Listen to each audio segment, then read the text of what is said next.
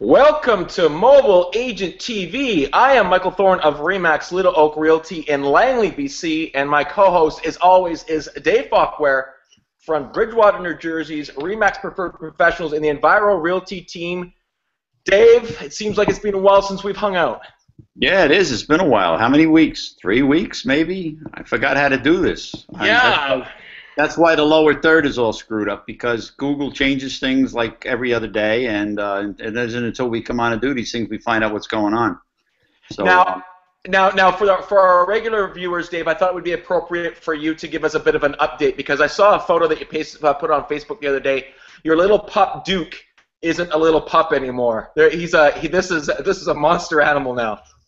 Yes, that's correct. And today I have no cleaning lady here today, as usual. There's a disruption, and the dog is not here today. He's at daycare.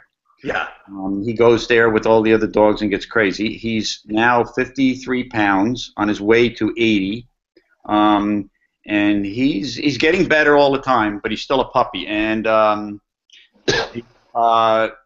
in about another week, 10 days, he's going for the dreaded.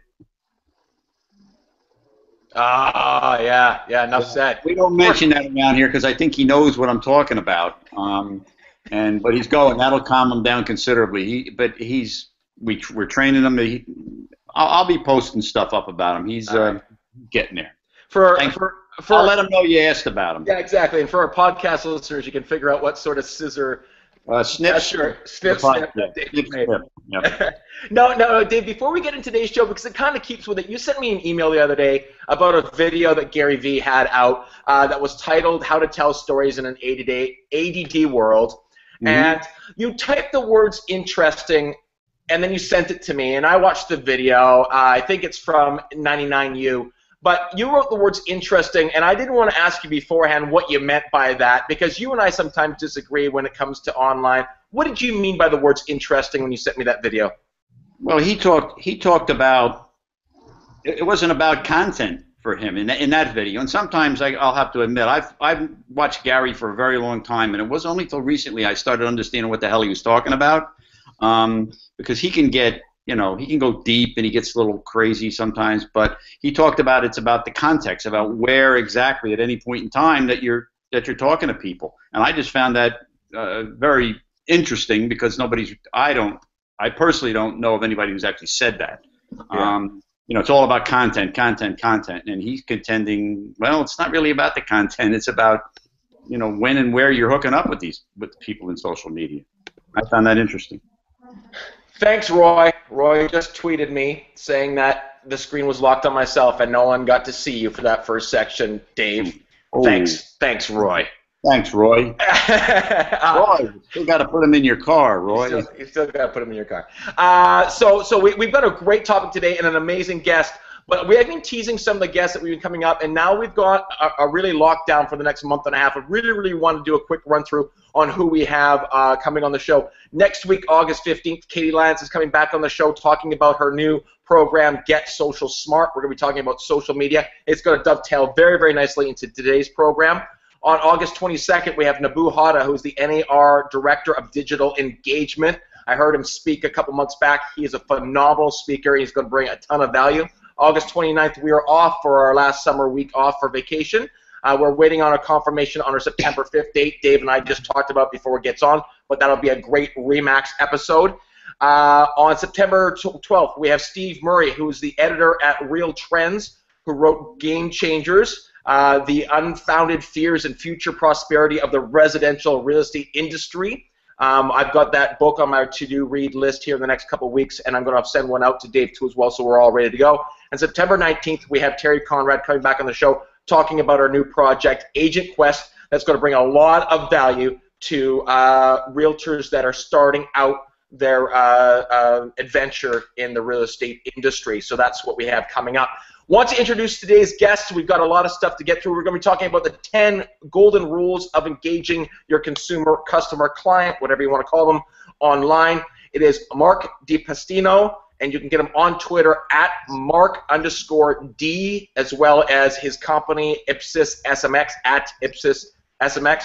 And his 160 Twitter bio reads, father, husband, media marketing OG, and tweets that make you go, references from my generation. Welcome to the show, Clarke. Hi, everyone. Thanks for having me, Michael. Thanks for having me, David. I appreciate being here. Now, Clarke, we usually ask the very first question of our guests, give us a bit of your history in the real estate space, but what's great about having you on the show and a couple of other guests is you don't have a history in the real estate space that we sort of know of. And one of the advantages, I think, for us as agents is we get sort of inside baseball so much. We go to real estate conferences. We surround ourselves by real estate agents. And sometimes we lose the way the general public, their trends, how things are changing in society. And since we're so far inside the real estate industry, sometimes we can lose perspective. So one of the great things about having you on the show is that I think that we're going to see it from a very, very different perspective.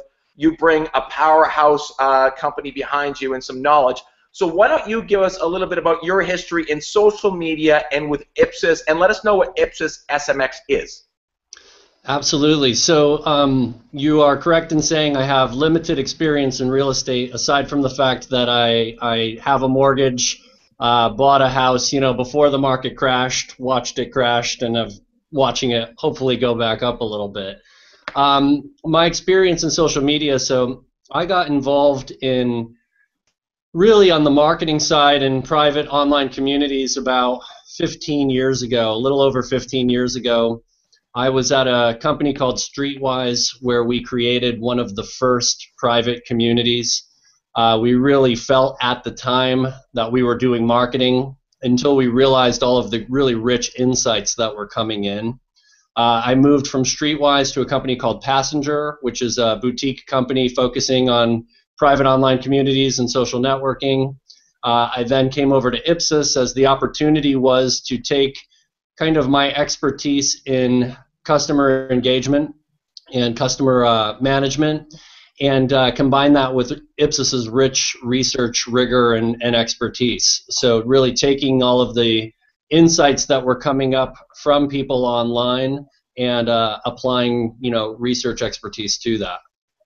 So, and then to answer the other part of your question, so Ipsos SMX, we are a new division of Ipsos. We've been open for just a few years now.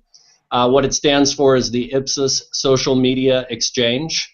What we focus on is, again, taking kind of that traditional market research, applying new methods to it.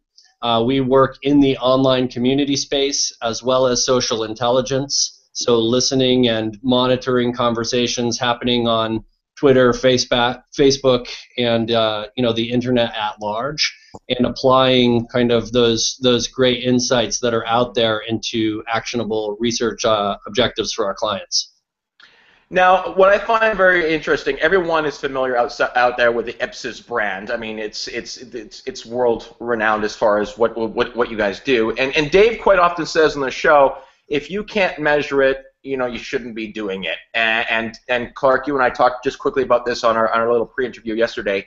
But what I really want people to understand when we're talking about these 10 keys to social engagement is this is coming from someone that works at Ipsos that's all about research. Maybe doesn't look at the metrics we do in the back end of our Facebook page, but this is measured information and conclusions that someone at Ipsos has come to. So I think these are really amazing 10 golden rules to social engagement. But before we get into the 10 golden rules, Clarke, engagement is a very buzzy word. It's a word that we all try to go out there and capture right now. But what is it that we're trying to achieve? What is engagement for someone in a small business or a sole proprietor that we're trying to achieve? What is that definition?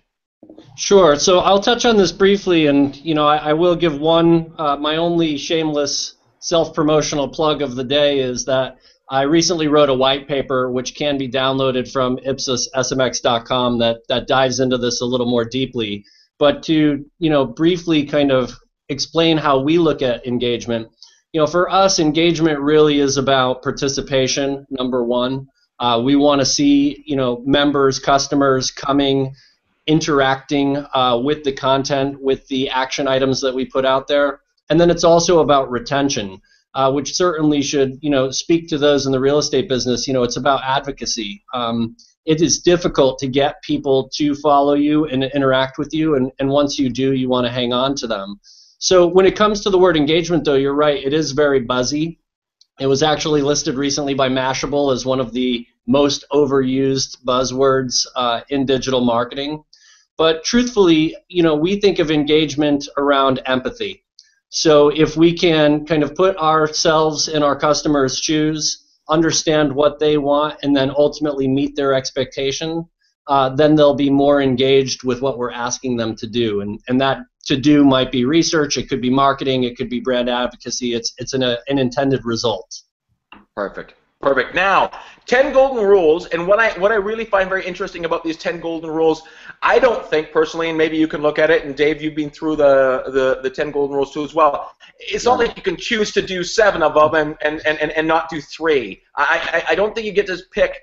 This is not 10 ways to engage online. These are 10 rules, and without all of them, I don't think you're going to find success online. So just talk about the importance of looking at all these rules as a single unit. Yeah, absolutely. I spoke at a conference recently and made a joke that if you look at the 10 rules on their own, none of them are very creative or innovative. What they are is they're the building blocks. So when you apply these 10 together and consistently apply them together, the tactics for engaging your audience are really endless. And I'll just give you a brief example. One of the rules is around building relationships with people. And one of the tactics might be knowing when their birthday is, reaching out to them and giving them some kind of a customized greeting, for their birthday. That's obviously a very generic example, but I think it just illustrates that what can come out of these rules is endless. When we face a situation where we see an online community that's not applying well, we will start by auditing against these rules. Are they doing these things? And generally speaking, these successful communities are applying all of these, whereas the ones that are struggling, you can identify areas where they can immediately start applying them. Perfect. So let's jump right into it. Your first golden rule is to demonstrate and deliver value. Yeah, we've been saying that for a long time, right? And you know what, Dave? And I'm glad you jumped in because I wanted to pull you in this particular golden rule. I don't think these are just golden rules for engaging online. I mean, that's the golden rule to your listing presentation. If you can't demonstrate and deliver value, then it shouldn't be in your listing presentation. I mean, that's basically what we do. Every one of the golden rules that I've read, I've got his chart right up here in front of me, is something that if you're not on social media at all, you need to do these 10 things if you're going to engage people at whatever level, whether you're mailing to them or knocking on their doors or whatever. If you're going to run a business, these 10 golden rules apply. So, there's nothing new under the sun. There's nothing new here. You just put these in a nice, succinct way. Yeah, that's absolutely true, Dave. The reality is that these rules are really based on social truisms. I think, unfortunately, when we go online, and I could spend too much time talking about this, but we've forgotten our manners in some ways. We hide behind a computer screen. We're in kind of what they call the participation age, where we expect brands to interact with us in real time. Listening to our ideas, listening to our complaints, responding to us. And truthfully, you lose that element of human nature, of a smile and a handshake, as I said to Michael yesterday. So you're correct in saying these rules, they're not revolutionary. They're just about reminding us how to behave online and, again, putting empathy into the situation. How would we want to be treated, and treating our audience in the same way? I want to just tell a bit of a story that happened yesterday about this, and I think it's a lot of people misunderstand how it works. Well, I'll just tell you the story. So we released a new online web show about our community yesterday that we've been working on for a while. It was met really, really well. It's been a terrific past 24 hours. And in our first episode, we counted down the top 5 patios in the Fraser Valley, and there was a lot of buzz and interaction on the video. Now, a local Microbrewery, who actually tweeted, I Facebooked them and asked them maybe that they should watch this show. I won't say their name. But I love this company. I love their product. You've seen me on the show wear their T-shirts before that I've gone out and paid for. I like what they do.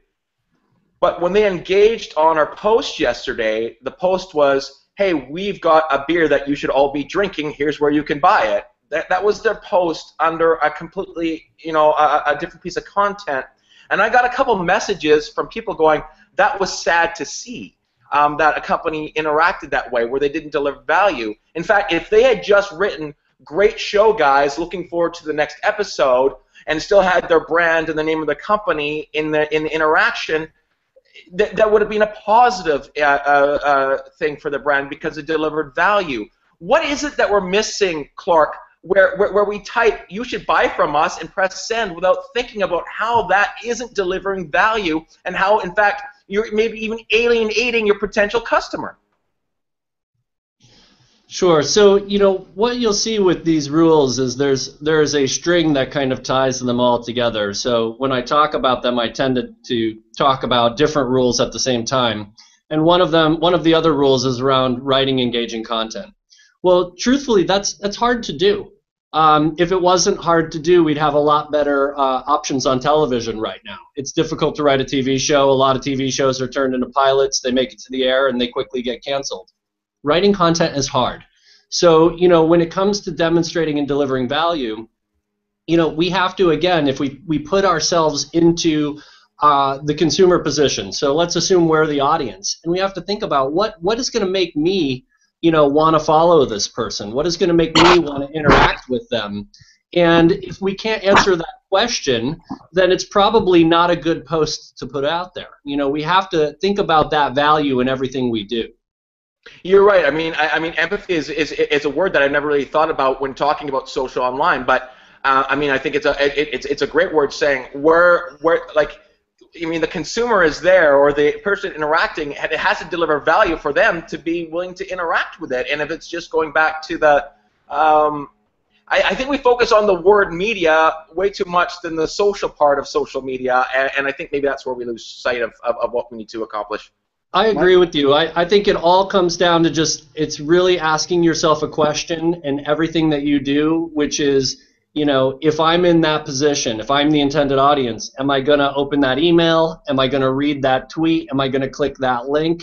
And starting from there should, really guide your content plan. Dave. Michael, to go back to the original thing, did that company post that post in the thing about the 5 patios? Yes. Patios? Well, see, then the context was wrong, correct? They're in the wrong place at the wrong time. Yes, I agree that, but the post "buy my stuff" by itself isn't engaging. There's no value. Buy my stuff. I just it was in the wrong context. To me, if they said something like, "Gee, this is great. You guys, that's a great patio. It'd be great to have one of our beers on that." There's got to be some connection there. We don't know. That's a perfect example. I think that's exactly right. That's and it's funny, we jump around again. One of the other rules around transparency and context, and it's just simply, here's how we're going to insert ourselves in a smart way. What a great patio, beautiful view, perfect place to drink one of our beers. Totally different conversation. Yep. I totally agree. And people would engage that. Yeah. Number 2 is to build relationships. So building relationships, I've touched on this already, but what we don't want to do, and I'll speak a little bit more about this later, is you don't want to gauge your success based on the number of people following you or the people that have liked you. What you're looking for them to do is interact with you. So it goes back again to those basic social truisms that a relationship is a two-way street. Me just putting content out there and expecting you to read it and do something with it, it's not fair to the consumer.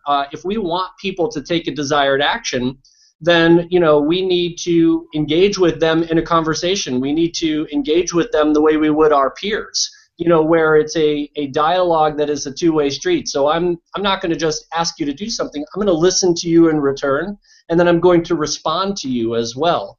These are the types of interactions that make people more invested in the brands or in the actions that they're being asked to do. And is this one of the key things, since traditional media has never been a two-way street? You can't talk back to a newspaper ad. You can't talk back to a bus bench ad. You can't talk back to a radio ad. Is that where we get missed, where we see social media, Facebook, Twitter, Instagram, as a place to broadcast our traditional advertisements, that we forget that it is a two-way street, and that's where we get sort of stumbled? Absolutely. Times are changing quickly, right? 5 years ago, the idea that I could go online and interact directly with a brand and have an expectation that they would interact back with me, that would have been unheard of. So, the whole landscape of how we interact with brands, even with people working at these companies, has completely changed. So, now we are in a place where, that kind of traditional take of the guy sitting behind the two-way glass, listening into a focus group, or marketers who come up with a message and push it out, that's over. Now, as marketers, if you're going to come up with a message, you need to think about what is the response to that message going to be, not just what, is it going to sell the product. The other thing that we're finding now is, marketing has moved away from just pushing the launch of a product. Now it's a constant cycle.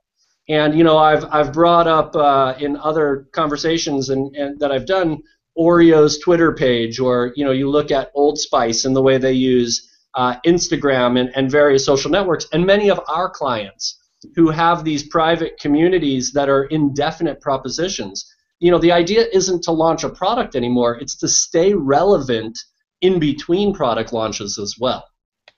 Well, and let's talk about the context of what you're trying to do, the audience that you're trying to build relationships with. It depends on what your content is. Dave, in this context of mobile agent TV, what has it done in the last year for you building relationships with agents around North America that you previously didn't know? There's got to be a ton of people that you know now.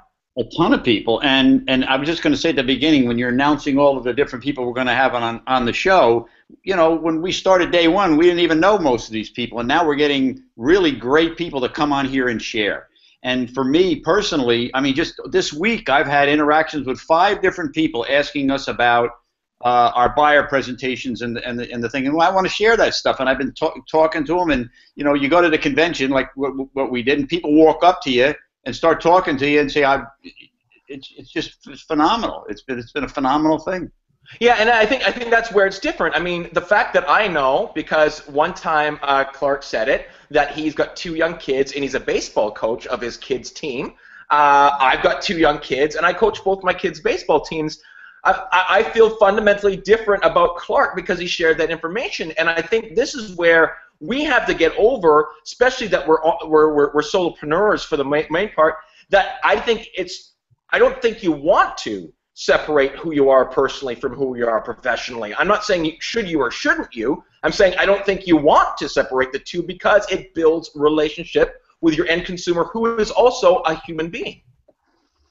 Clarke, that's absolutely right. And I know we don't want to spend too much time on this one, but just as a quick example for any of the old people watching, you might remember when we all got emails, it would have been crazy. It would have been crazy to put your first and last name on your email address, right? We were all hiding behind, strange combinations of letters and numbers and shortening. And now, it's unheard of not to have your first and last name. If you start a new job, it's almost automatic. It will be first name dot last name at the company.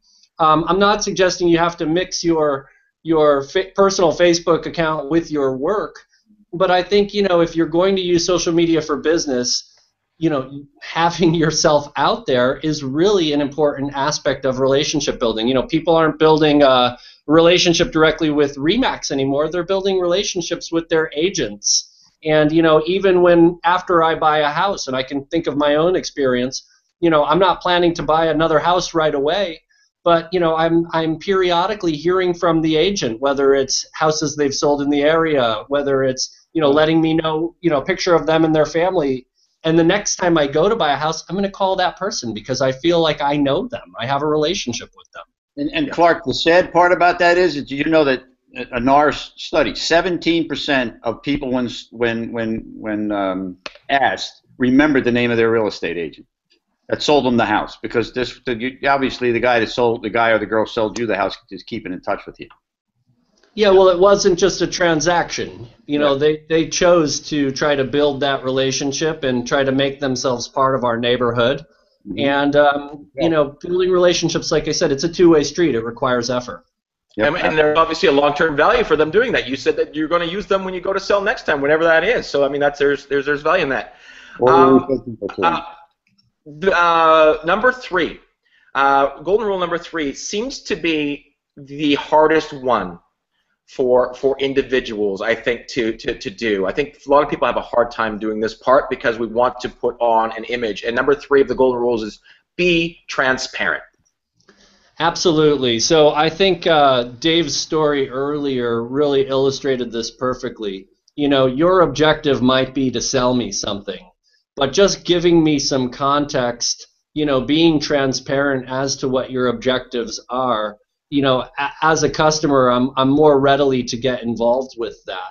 A very quick story that I gave in the webinar that Michael saw was, you know, I used to work for a major automotive brand, and I remember one of the first questions they posed to me was, you know, what's your favorite vodka? And I thought to myself, what a crazy question to ask, you know, a car company asking me about vodka. This must be some type of bait and switch, right? They're clearly not meeting the value proposition of why I started following them. Well, the context to that question was that they had, you know, co-sponsored a movie with Sky Vodka, and that the promotion was so successful in reaching new customers, they wanted to explore other promotions. So just by presenting me that little bit of extra information, it evens the playing field. It goes back to relationship building. Now I feel like I'm engaged in a conversation with them. They're not just, you know, using me or asking me to do something that's not meeting the value of why I engaged with them in the first place.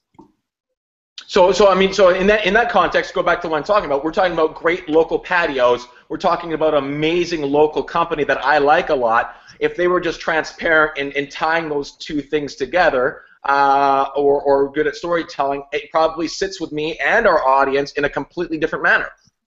Absolutely. You know, and this is, I'll be transparent to say that this is not a client of mine. I have nothing to do with them, but you know, I bring up Oreo again because they really are kind of one of the staples of examples of online engagement. But you know, I'll use an example from the unofficial Star Wars holiday of May the 4th, and everyone can Google this if you don't know about it. But Oreo doesn't put a tweet out that says buy Oreo cookies. They put a tweet out of you know, the milk glass with the 2 Oreos that look like Princess Leia's hair. And it says Happy May the 4th.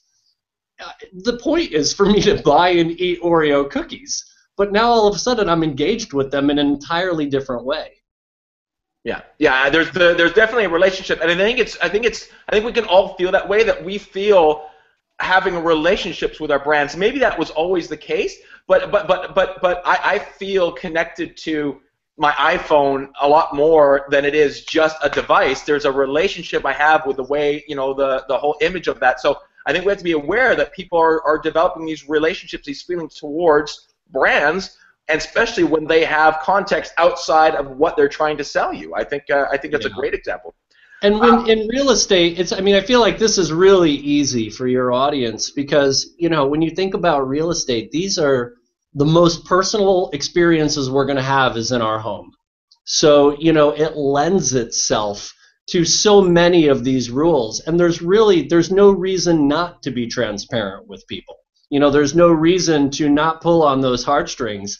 You know, Coca-Cola's made a whole business of pulling on our heartstrings, right? I think real estate lends itself very well to that because the best memories and some of the worst memories, they all involve, you know, where we live. Yeah, absolutely. I totally agree with that, especially in that storytelling aspect. Is that it makes it very very relatable. The excitement of buying your first home. You have to move to a larger home because you're having kids. These are all things that build transparency. Number 4, we sort of tied into it a little bit, but involve the brand. So with involve the brand, it's really simple, and I think a lot of companies struggle with this. But putting up a Twitter page, having a branded Facebook page, really isn't enough at this point. As I mentioned earlier, customers are expecting this type of interaction. So here at SMX, for the clients that we work with, all the way from a manager up to the CEO of the company, we encourage them to get involved, whether that is hosting live chats, hosting discussions with members, interactive blogs. But I caution people that, again, we go back to building relationships. This is a two-way street. It's not enough for the CEO of a company to just tweet. If you're going to tweet, you have to ask questions, you have to listen, and you have to give responses. I think a great example of this outside of my work is Richard Branson with Virgin. He actually hosts his Ask Richard questions, and he'll respond to people online. And what's amazing about it is not just that he responds; it's the result of the responses. You will see people saying, "Oh my God, Richard Branson tweeted to me or emailed to me," and it is such a moment that builds brand loyalty for them. It makes them more connected to that brand. And I think this is the struggle, Dave. We've talked about this a lot in over the years or over the year and a half here on the show. Is this the individual agent is a brand that works maybe at a brokerage that has a brand, works for RE/MAX International, which is a powerhouse brand, and it's trying to define those three and position those three in a way that you're leveraging the RE/MAX brand, but also making you stand out from the other RE/MAX agent down the street. And it's this juggle of being yourself but still dealing with the other brand. And especially for you, Dave, you've got another layer. You've got the Enviro Realty team brand there too as well. And so it's Vanessa and you and the rest of the team, and that's a struggle to find out where the voices are, I would imagine. Well, it is. But you've heard me talk about the power of the RE/MAX brand, and I really truly believe that it's really important to make sure that you connect yourself with the most recognizable real estate brand. So, I mean, there it is. You have to do it. And if you don't, we got everything going. We got it all. If you're not doing that, I just really believe it's a big mistake. But you're right. It is a struggle because there's all these different identities, and you want to, which one am I going to put out in the front? For us, it's the RE/MAX, the balloon, the colors. Put that out. That's a start. Now come behind it, and here we are. Yeah, I agree. And there is the ability for people to reach out and communicate with you, whether it's our mobile agent T brand that we get tweets all the time at, or My North Langley or Fraser Valley Fire, whatever you want to call it. People want to interact, and the other thing too, especially for this, is to be involved with the brand. Is if you're going to be on a social two-way street platform, you have to be willing to communicate in a two-way manner. If you're not willing to communicate there, shut down your Instagram account. Like, I think that's okay too as well. Any advice on that, Clarke? If you're not going to communicate, you're better off not being there. Is that correct? Yeah, I completely agree. If you're not willing to communicate with people, you're better off buying banner advertisements and doing media buys.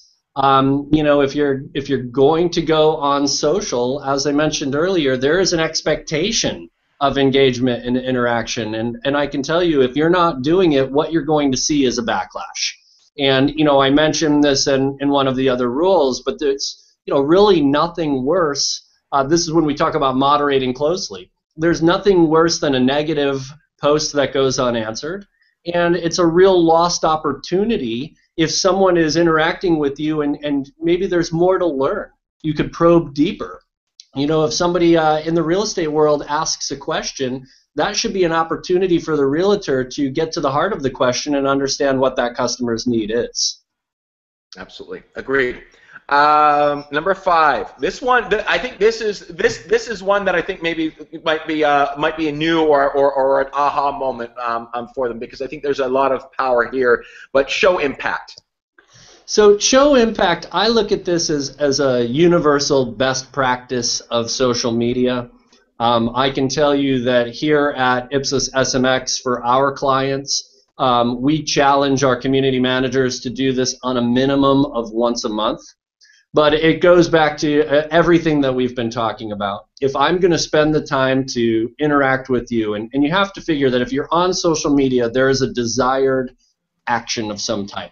That's to your point of, if you're not going to interact with people, don't bother doing it. But the desired action for us is research. The desired action may be marketing, it may be sales, it may be brand advocacy, but there is a desired action. So for example, if I'm going to put a survey up and ask everyone to take this survey. When the survey is over, I need to come back to that audience and let them know what I learned from it. Now, that's not to say that you're going to gain all of these actionable insights from everything you do. And it's not to say that you're going to put a marketing campaign up that's going to completely just move the needle in sales, and you're going to, let everyone know that they did this.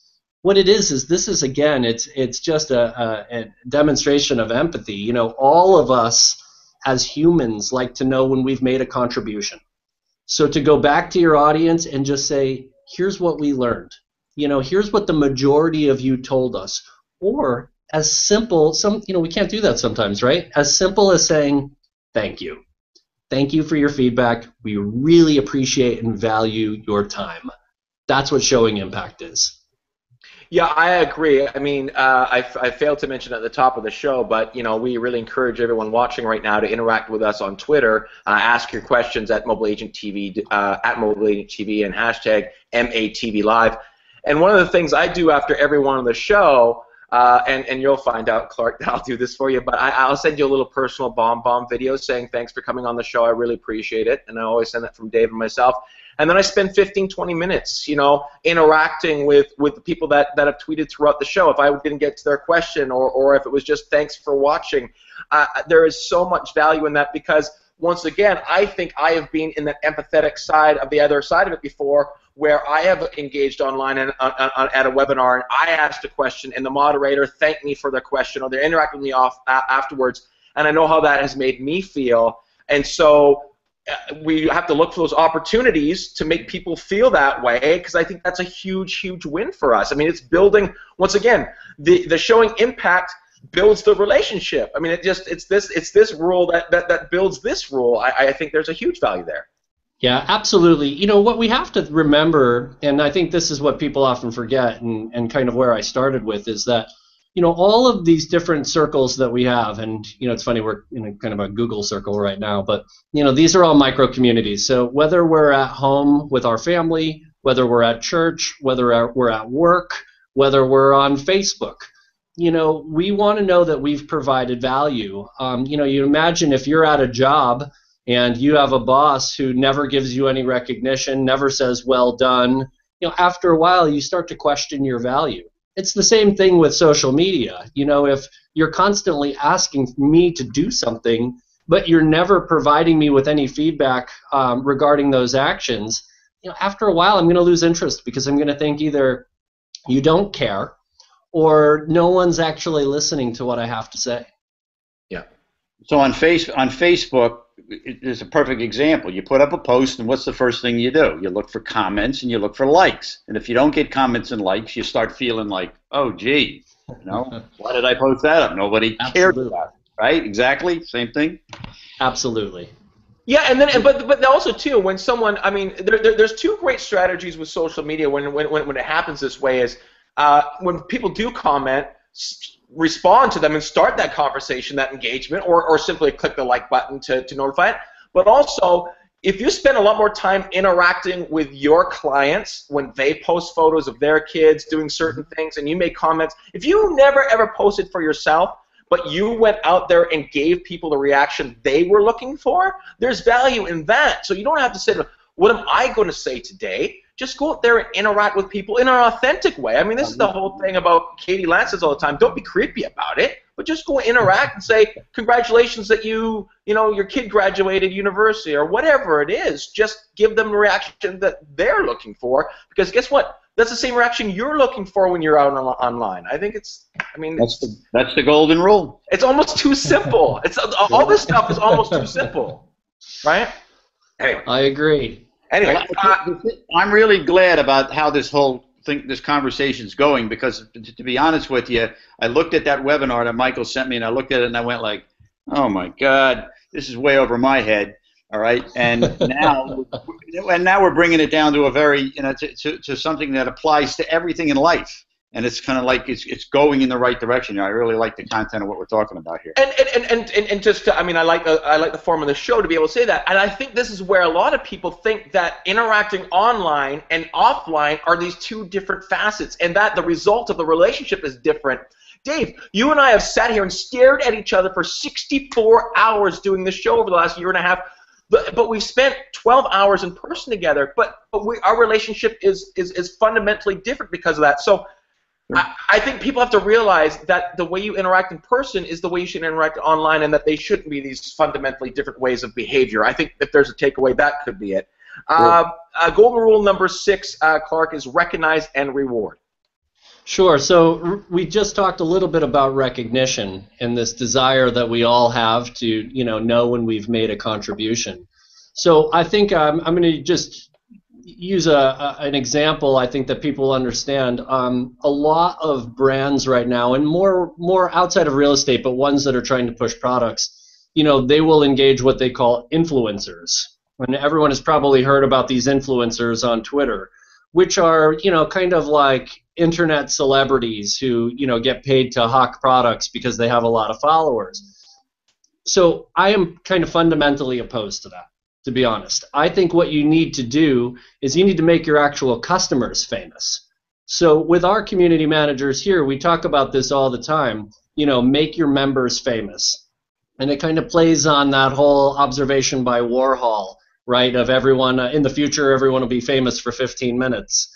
But, again, we want to feel recognized, we want to feel value, we want to feel that our contributions have made a difference, but we also want to know that it's not just a computer on the other end that we're interacting with, that there's an actual person. So, what I say to do this is if you are doing something that has a desired action, highlight some of the feedback coming back in. So whether it be a great quote from one of your customers, or, maybe it's a family that just purchased a home, and instead of just featuring the home, you feature the family in the home, right? Think about some of the magazines out there like an Elle Decor.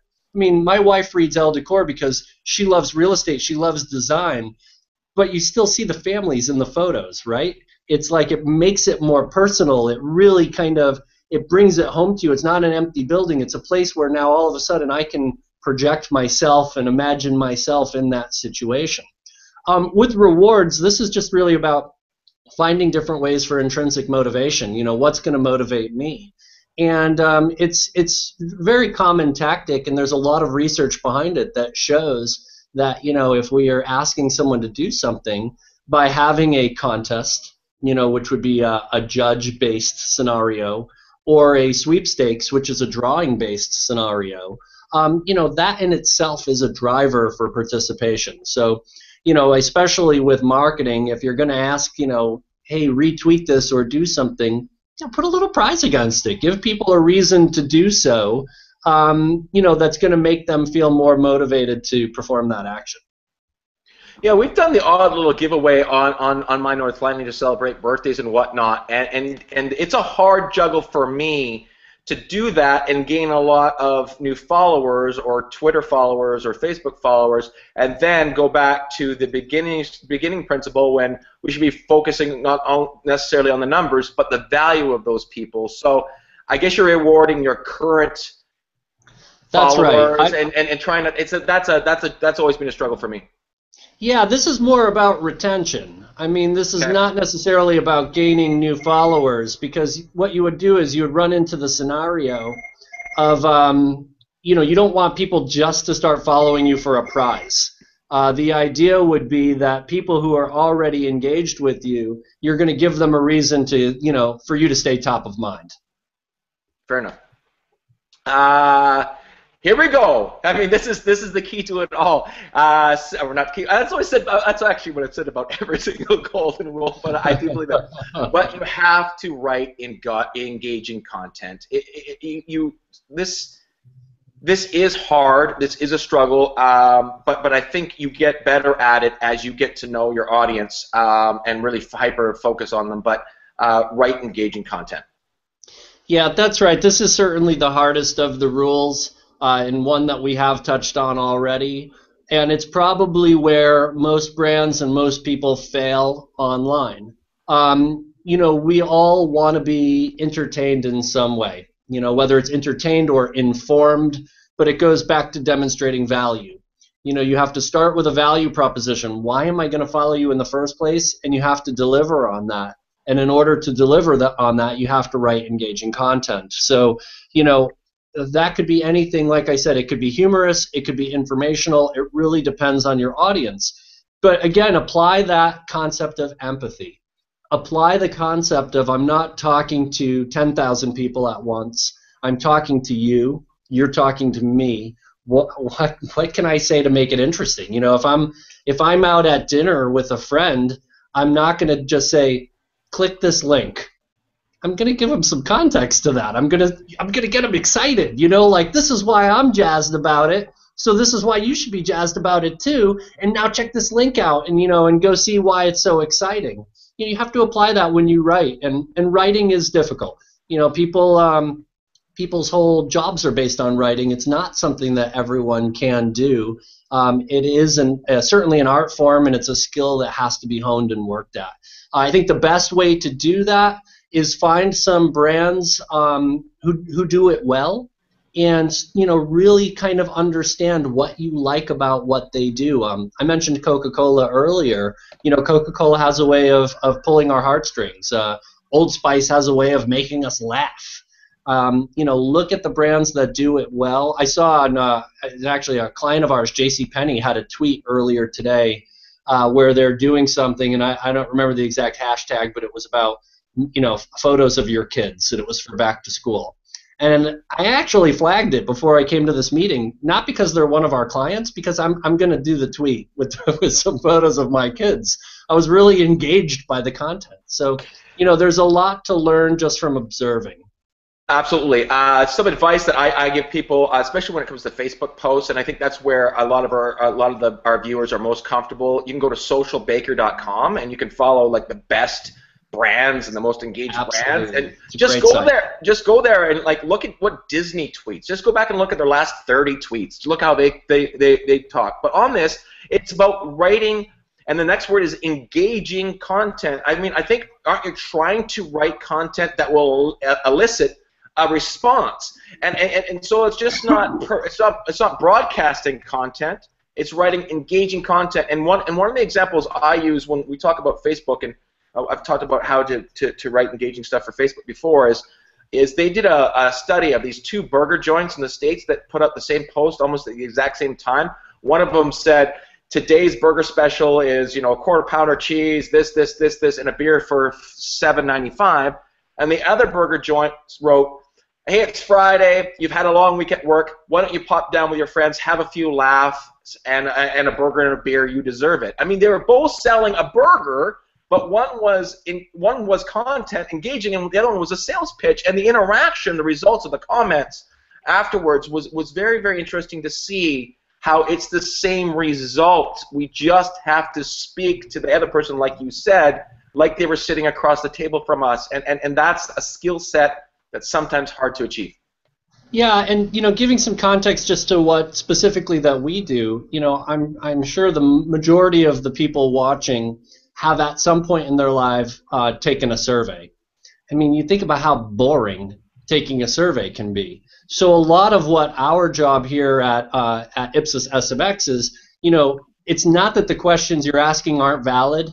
It's how are we going to ask those questions in a way that's actually interesting for you to answer, that you want to interact with. Because, of course, that's going to, raise the bar on the response. It's going to provide a more valuable response. It's also going to provide more participation. I'm going to have more people involved.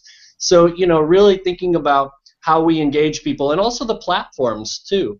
We're not just dealing with social media anymore. Now we're dealing with mobile, because most of our social interactions are happening on our phone. And the way that we, participate on a desktop is a lot different than how we participate, on our mobile devices. So we have to think about a lot of these different things when it comes to writing engaging content. And I think one of the keys to writing engaging content, or creating good engaging content, because it doesn't always have to be the written word. It could be photos, it could be video.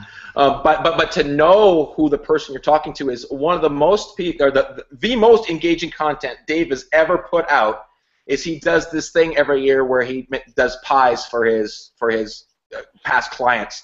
And then he did a video about them actually making the pies, and there's flour flying around. They got a floppy hat on.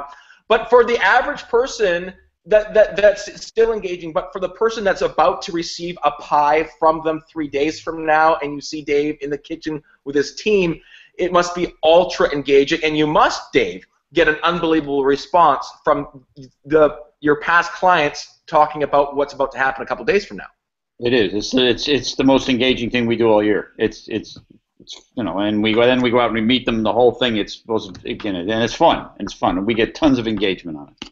Yeah, because you're speaking to a very specific person, and anyway, I think it's amazing content that we lose sight on. That we have to be very hyper aware who we're talking to. Right. So I love the example, and Dave, I'm going to quickly just tell you. I know we're starting to get late, but one of our community managers for a community for craft. We know the audience loves to talk about recipes. So what they do is they have their members supply different of their own home recipes. The community manager narrows it down to 5 potential recipes. They then have the members vote on those 5 and pick a winner, which he takes and blogs about, and takes photos of himself trying to cook it and how it came out, and then eating the dinner. It's very similar to what you're doing, right? It's getting the audience involved. So maybe the next time you do the pies, you can ask people who watch the show to, pick what pie it's going to be, and then record yourself making it for them. It's fantastic. Effort. Number 8 is all about effort. Communicate regularly. Yeah, so this one we could touch on pretty quickly, but the idea is that once you've established an audience, it's really, having a content plan is not just about writing content, it's about when to deliver the content. You mentioned social bakers. I actually referenced them in my paper, but there are a lot of resources out there where you can learn kind of the best times of the day to engage with people. But it's more so than that. It's having kind of an established pattern. So we know in what we do at SMX, everything involves a call to action. We're asking you to do something. And so what we do is we try to establish a cadence of when that call to action is going to happen, on what day of the week at a certain time, and it gets your audience kind of anticipating that that's coming out there. If you put something up and, if you're a brand and you're tweeting, once a month, well, most people aren't going to see your tweets. You have to expect that, if you want people to be regularly engaged with you, then you have to, regularly interact with them. I totally agree. It's why the 6 o'clock news doesn't come on some nights and not other nights, and sometimes at 10 o'clock in the morning, sometimes 9 o'clock at night. It's the reason That's why. That's a great example. Well, it's the reason why we try to do this show Fridays at 10 o'clock Pacific, 1 o'clock Eastern, is so that there is some sort of sense of routine. We could have done this anytime we want, but because we want some engagement, some interaction online with the people that are watching right now, of course there's a pattern to it, and I think that's where a lot of people. They start to tweet, they forget about it, they come back. Well, the people aren't engaged anymore, and especially when it comes down to Facebook, you will destroy your edge rank if you don't interact regularly, and that's what that. I mean, if you take it offline, Michael. Just in the sense of if you have a friend and you don't call that friend for 2 years, your friendship's not going to be the same as it was 2 years prior. You have to work at relationships. Absolutely. Number 9. This one I found when I just read it, this is the one where I'm kind of like, I don't understand how this plays into it, but then when I take your webinar. But the golden rule number 9 is refresh your member base. Yeah, so when people first started using social media, there were very little benchmarks and measurements. And I can't tell you how many times I was in a meeting where I was told, well, we're successful because we have 10,000 followers. But the reality is if you have 10,000 people that aren't actively, interacting with you, then they're not providing much value to you.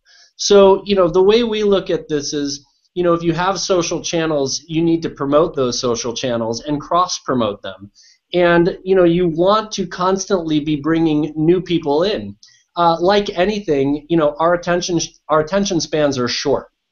And you think about your own web surfing habits. Just because you have some sites bookmarked today, may not be the sites that you're visiting regularly a couple months from now. And if you take it offline, you think about your kids or when you were a kid. It's, Mom, I want to play tennis. I want a tennis racket. And then 2 weeks later, the tennis racket's collecting dust in the garage, and you're playing baseball or whatever it might be.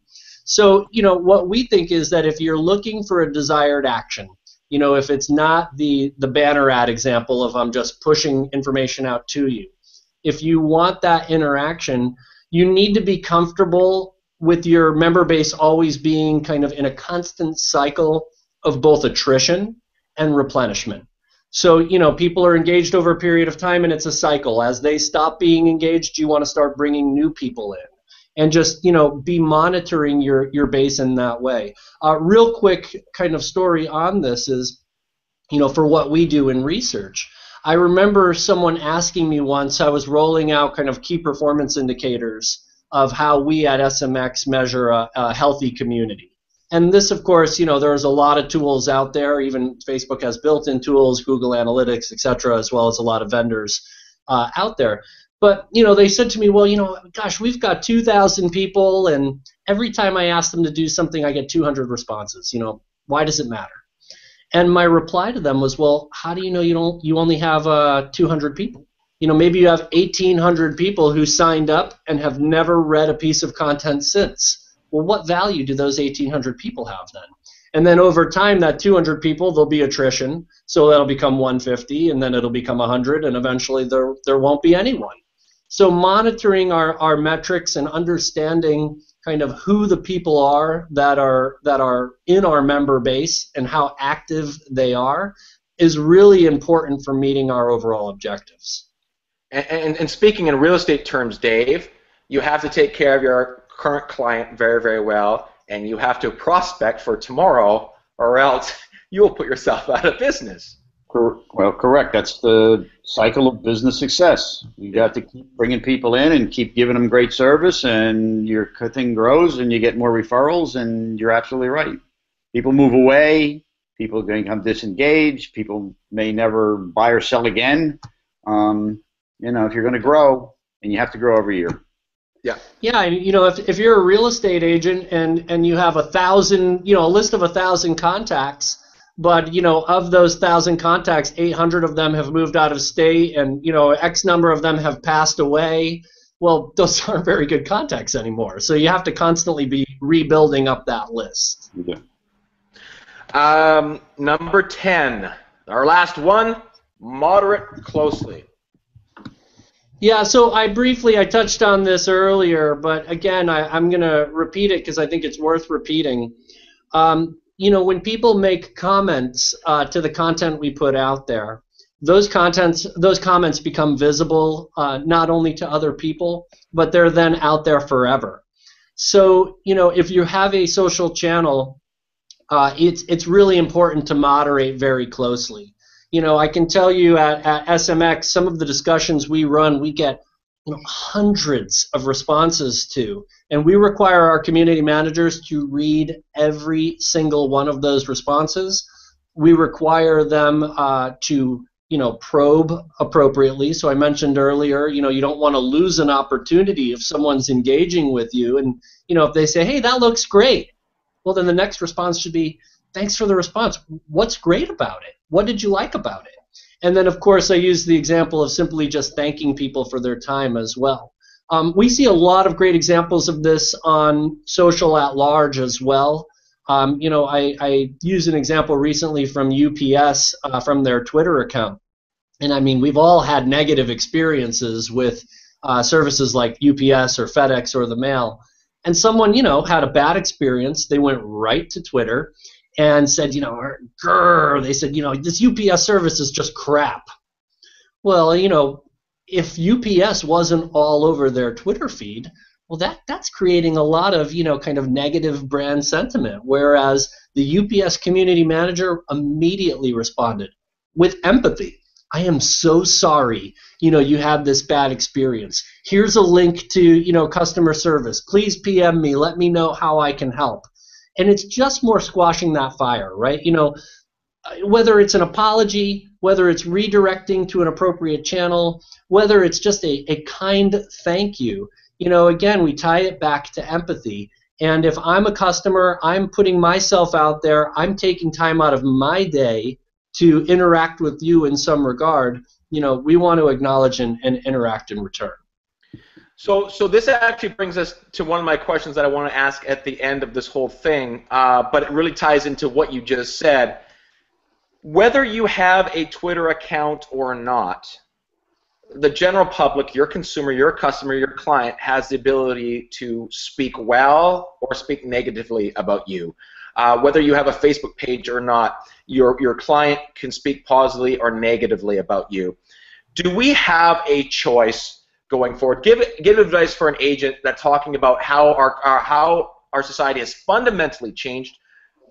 Does every single agent out there need to have some sort of social presence, or is this an option to participate? So that's a great question. Thank you. That's why I asked.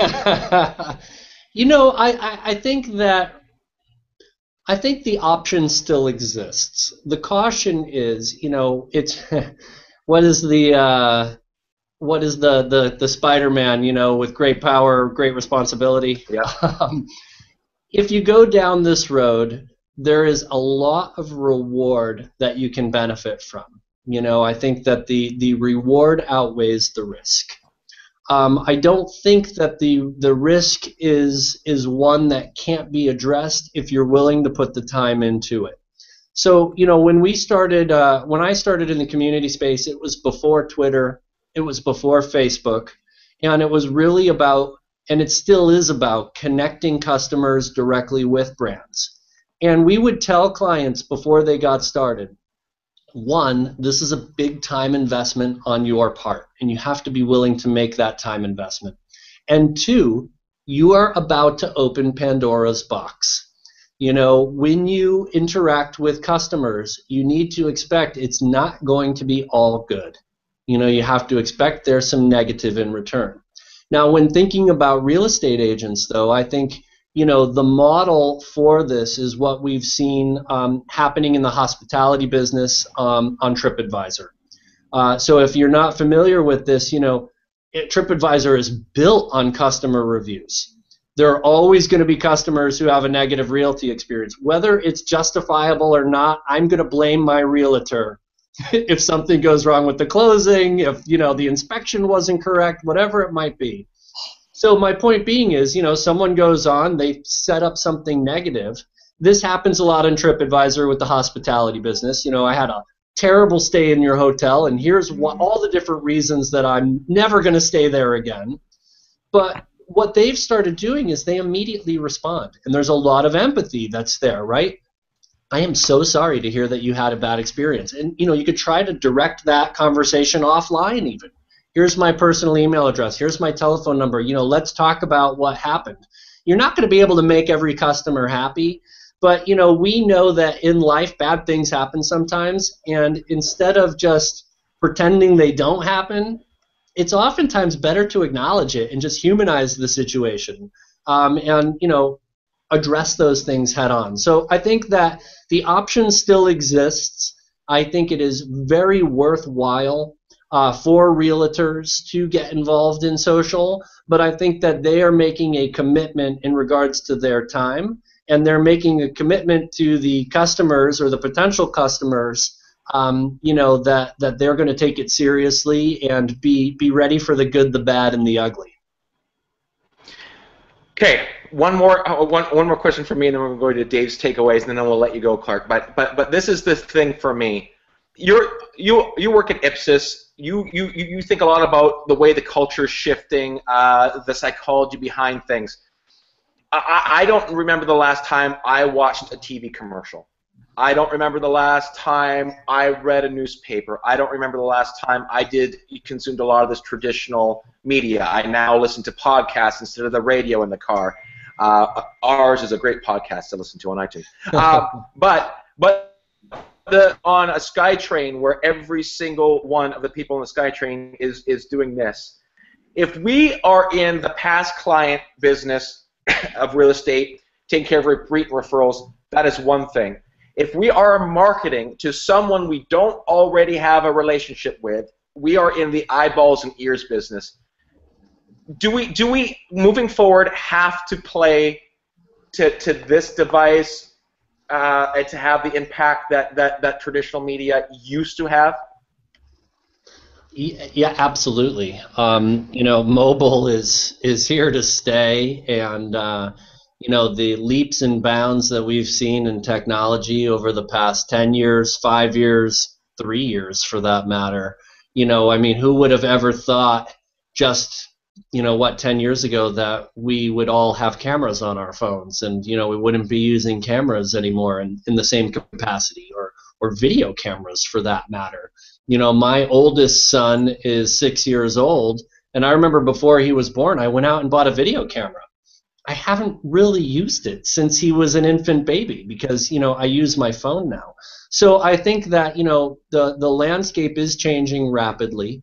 One of the things that has been one of our big innovations at SMX is, I mentioned earlier, is trying to take those traditional experiences and customize them for mobile. We just released a version of our platform, which is getting away from the idea of native apps. So now it's, the whole movement is towards responsive design. So if I'm looking at something on my desktop, it looks one way, but then I pull up the same website on my tablet and it shrinks down and looks perfect on my tablet, and then it gets smaller for my phone. The internet is changing fast. We are all attached to our phones for the good and the bad of it, and I do think it's important that anyone using social is thinking about the delivery when using their phone. There's also great opportunity there too, especially in real estate. I mentioned earlier, some of our best moments have to do with our homes. So, a lot of a realtor's job is selling us on the value of these homes. You're out there with your phone, you've got Instagram, you've got all of these programs that create amazing filters that take the most beautiful pictures, right?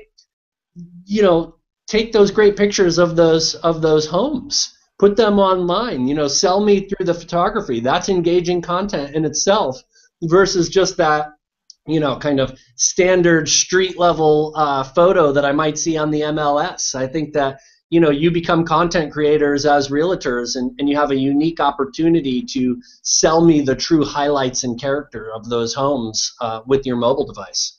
Totally agree. Dave, I know this show went a little bit different for you than you thought, and I think in a very, very positive way. But go ahead and give our audience your takeaways from our discussion about the top 10 or the golden rules for digital engagement.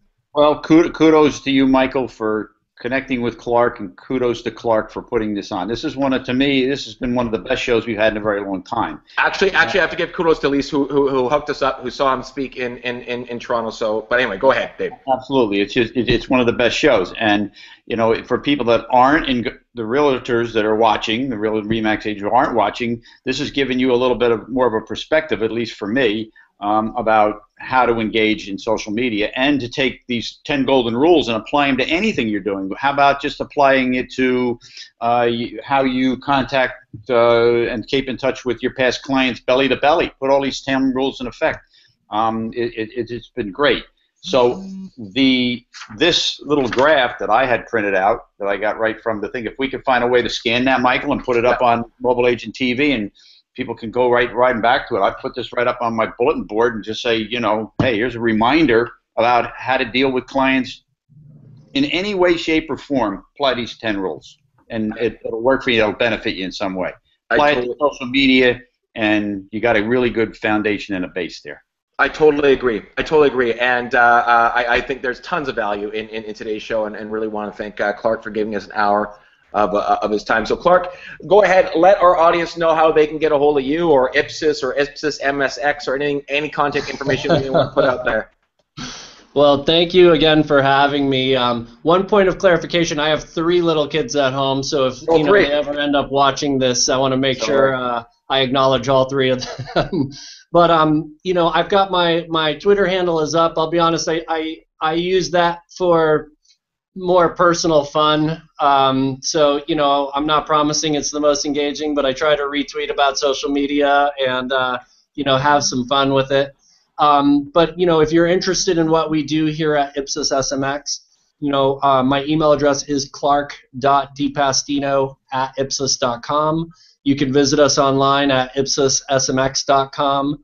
If you visit our blog section, you can also download the white paper I did, which really expands on these thoughts in more detail. And thank you again for having me. It was really, really great to be here. Now, Clarke, we can put that little graph up underneath the blog post. We can go grab that photo. Yeah, I think the photo's there. If not, email me. No. I have the photo. I just want permission that I can do that. So I'm asking you. I ask him right online in front of our audience, like he can say no now. Permission granted. Thank you. Our next episode is with Katie Lance next Friday, August 8th, but at a special time. I know we don't try to be special time. Dave, I hope this is okay with you. 11:15 a.m. Pacific, 2:15 Eastern. She's in a meeting prior. We want to get her on. We're going to talk about social media and turning a lot of these principles into actual practice. So Katie Lance is coming back on the show. If you have any referrals heading out to the East Coast of the United States, get a hold of Dave. He'll get you in the hands of the right RE/MAX agents. Any referrals coming out to the West Coast of Canada, get a hold of me, and I'll put you in the hands of the right RE/MAX agent. And as Melanie Gallia of RE/MAX Fort McMurray wants us to end every single show, please tell 5 other RE/MAX agents about Mobile Agent TV. We grow every week. It allows people to connect us with people like Clarke, who will come on the show and give us an hour of his time. Phenomenal episode. Thank you so much, Clarke. I really, really appreciate it. Thanks, Dave. We'll see you next week for our regular show. And thank you, everyone, for watching. We'll see you next week. Thank you.